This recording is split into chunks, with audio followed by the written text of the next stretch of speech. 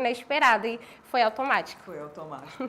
E agora falando de bons momentos, claro que você tem 9 anos, vai fazer aí, né, 10 anos no Item, tá às vésperas praticamente de fazer um momento mais especial ou algum dos mais especiais para você na arena, mais emocionante, assim. Gente, é muito difícil escolher, porque são muitos anos de festival e são muitos momentos assim que marcaram muito.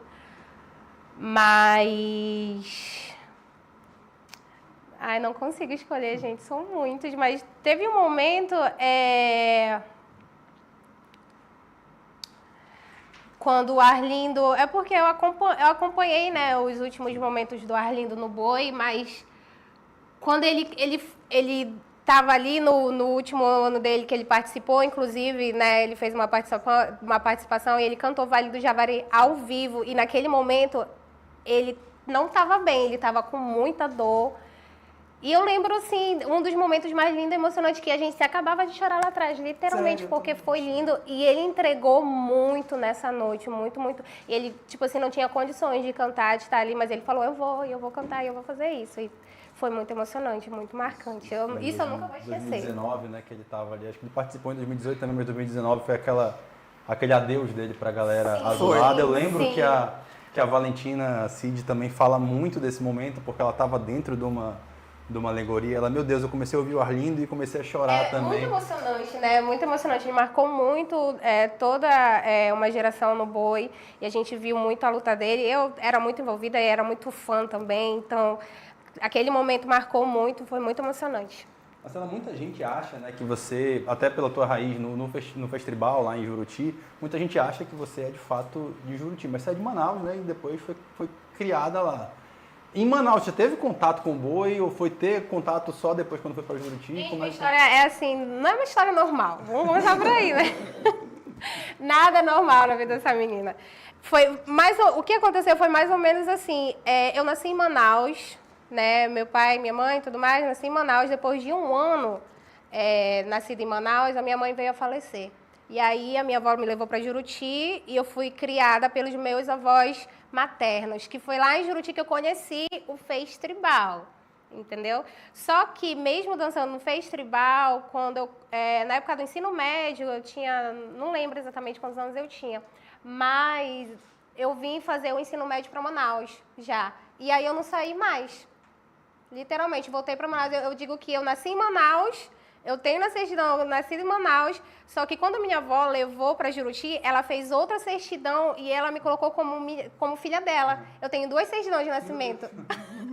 Uma nascida em Manaus pelos meus pais, mas outra em Juruti, que minha avó chegou lá, eu quero registrar ela também como minha filha. E os meus documentos são tirados todos pela minha certidão de Juruti. Mas eu nasci em Manaus, eu também tenho certidão de Manaus. É uma loucura a minha história, mas eu voltei para Manaus, fui criada em Juruti, voltei para Manaus e foi onde eu comecei a crescer, a estudar, a fazer faculdade e tudo mais. Aí pro Bado Boi.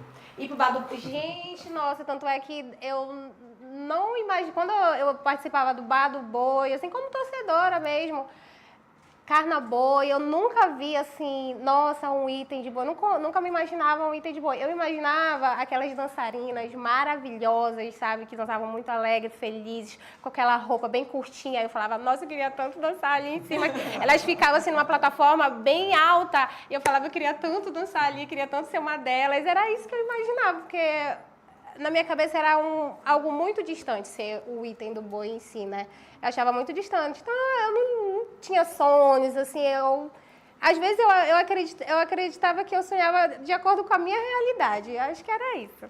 É isso. E ainda nesse resgate da sua história, quando foi que você entendeu que você era caprichoso?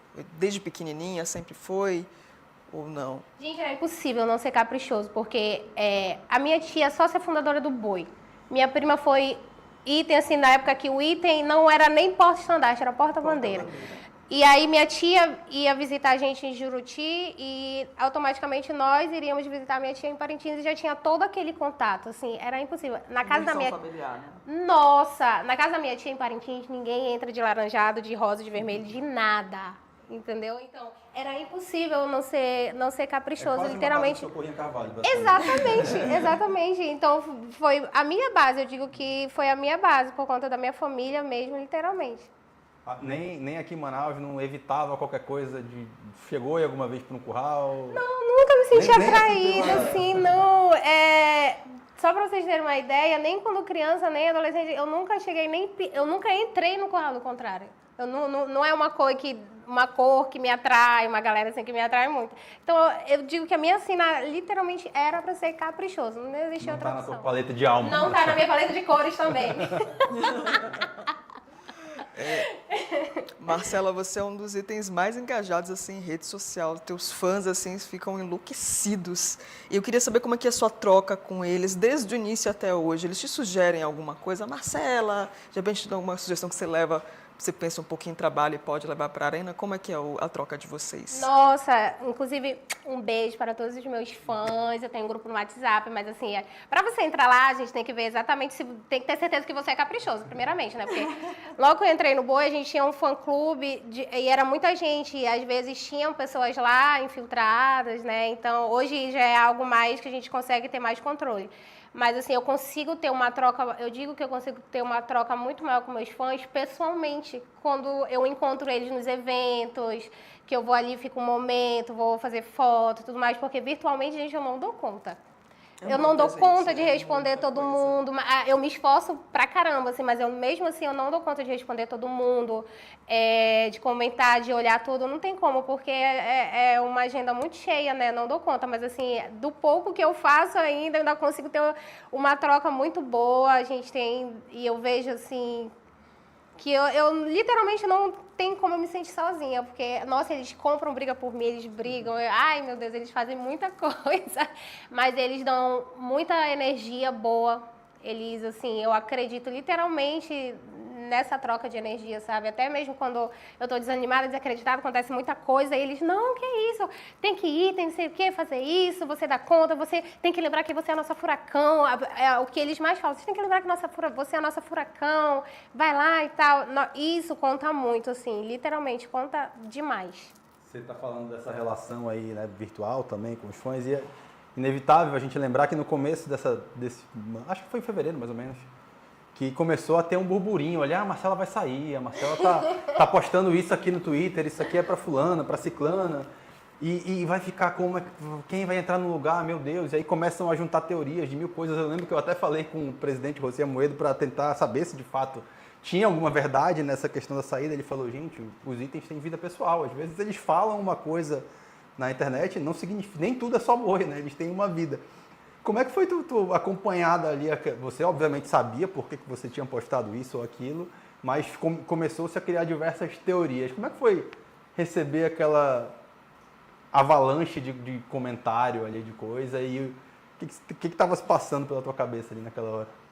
Então, acho que, na verdade, já estou meio que acostumada, né? São muitos anos convivendo, literalmente, então eu meio que já estou acostumada, porque no meu primeiro ano, gente, era tanto fake news, era tanta foto, era tanto meme, que eu acho que, literalmente, no meu primeiro ano eu já vinha, assim, preparada. Tudo que tinha para acontecer comigo aconteceu, então o resto... Mas eu já estou acostumada com esse tipo de fake news, né? Literalmente, aí tudo que sai nas mídias, nas redes, independente do que seja, às vezes eu acho graça, às vezes eu fico, meu Deus, mas a pessoa foi muito criativa dessa vez. Dessa vez, mas assim, enquanto meu telefone não toca e não tiver escrito o presidente do Boi, ou alguém do conselho, alguém da diretoria, tá tudo normal, tá tudo certo. O que eu vejo é tudo fake news e não interessa. E da tua parte também não tinha nenhum pensamento em sair nesse momento, né? Não, até porque quando eu vier a sair, não vai ser dessa forma, né? Que eu vou deixar que as pessoas fiquem sabendo. Não quero que seja dessa forma. Então, às vezes eu fico até chocada, né? Que como que as pessoas podem acreditar que eu vou deixar o item que tem história, revolucionou literalmente desse jeito? Não, gente, não vai ser desse jeito. Não, pelo amor de Deus, são quase 10 anos no item, né? Então, literalmente foi um fake news que primeiro eu achei estranho, né? Achei graça, mas eu fiquei assustada com a criatividade da pessoa. Eu falei, mas enquanto meu telefone não toca, não for o presidente, tá tudo certo. E você está quase fazendo 10 anos de